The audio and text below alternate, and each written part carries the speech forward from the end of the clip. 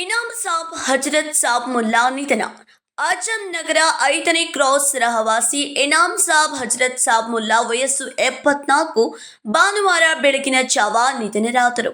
ಮೃತರು ಸಹೋದರ ಸಹೋದರಿ, ಪತ್ನಿ, 4 ಸುಪುತ್ರರು, ಸೊಸೆಯಂದಿರು, ಓರ್ವ ಸುಪುತ್ರಿ, ಅಳಿಯ ಮೊಮ್ಮಕ್ಕಳು ಸೇರಿದಂತೆ ಅಪಾರ ಬಂಧು ಬಳಗವನ್ನ ಅಗಲಿದ್ದಾರೆ.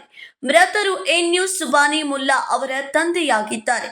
ಮೃತರ ಅಂತ್ಯಕ್ರಿಯೆಯು ಭಾನುವಾರ ಮಧ್ಯಾಹ್ನ 2 ಗಂಟೆಗೆ ಅಂಜುಮನ್ ಕಬ್ರಸ್ಥಾನದಲ್ಲಿ ನಡೆಯಿತು. ರಾಜಿರೇಮಠ್, ಕೆಎಂಎಂ ಕನ್ನಡ ನ್ಯೂಸ್, ಬೆಳಗಾವಿ.